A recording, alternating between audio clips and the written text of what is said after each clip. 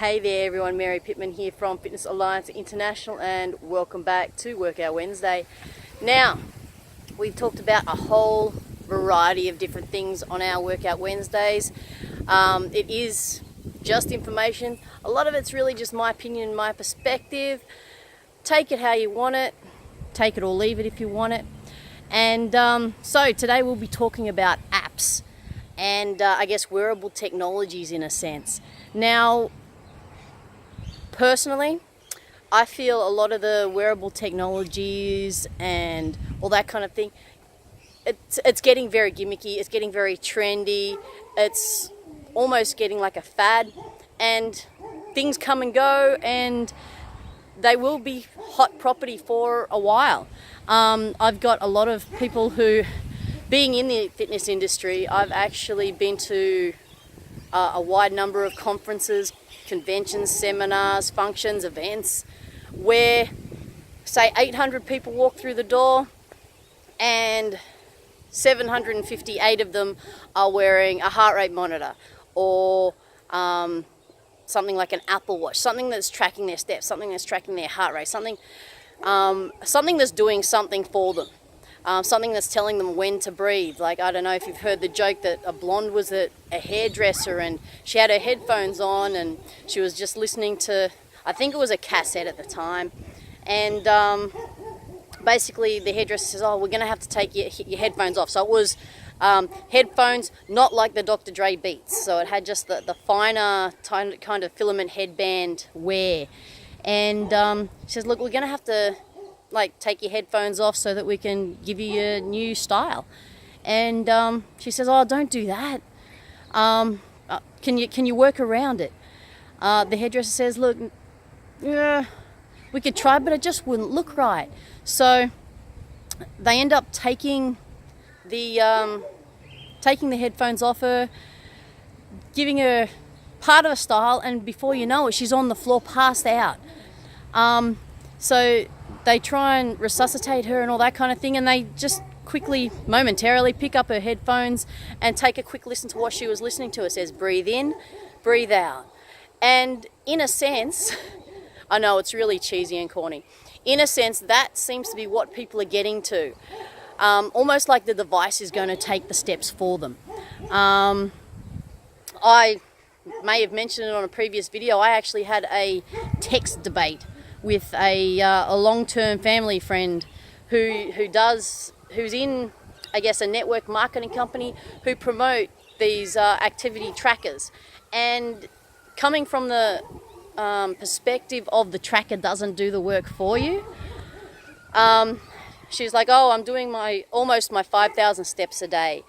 And that's great. But 5,000, a bit of a maintenance number. If you want to, so in our last Gimme 10 video episode, I actually talked about adaptation. Your body gets used to the stimulus you give it. And if that's all you're giving it, then you're not actually getting any benefits from it. So if you're going out walking 30 minutes a day, 6 days a week, sure, you're getting some good circulation, you're getting a bit of exercise for your heart, you're getting a bit of exercise for your muscles, you might be getting some fresh air, you might be getting some heavily carbonated air, depending on where you live. But your body gets used to that stimulus and pretty soon you're almost sliding backwards. But going back to the apps, there are a lot of them out there. A lot of them will connect to your Fitbit or your whatever tracker you're using. So it makes it easier for you to see what you're up to. But in saying that, how many of them have you got on your phone? How many of them are you actually using to track stuff? Now, I personally actually use, I think, 4 apps. One is basically activity. It tracks the weights I do, it tracks whether I'm walking or cycling and that sort of thing, how much I'm lifting and how many reps I'm doing, so I can see where my gains are and all that sort of thing. Another activity tracker, again, walking is in there. It has a range of different circuit type activities. It has aerobics, it has yoga, but it also tracks my water intake. It also tracks my food intake, my calories. It does the counting for me, so I don't have to think too much. But I do have to put in that information to begin with, so that it can do it for me.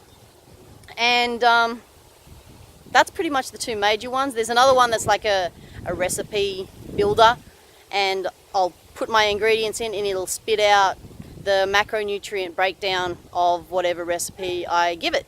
So, which is really useful and really helpful. Then I can plant it in my other app, which is, again, I'll say it, it's a Samsung Health, and I'll be able to track what calories I'm doing, what activity I'm doing, and track them against each other so I can see where my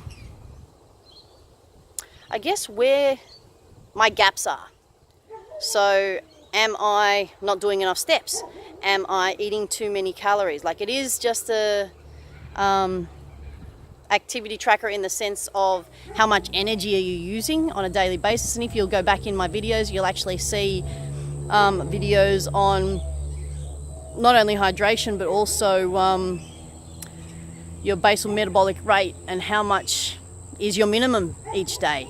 So yeah, apps, they can be useful, but they can also be a hindrance because again, in the Samsung Health, I've found that it can be cumbersome putting new information in. Like, for example, if I'm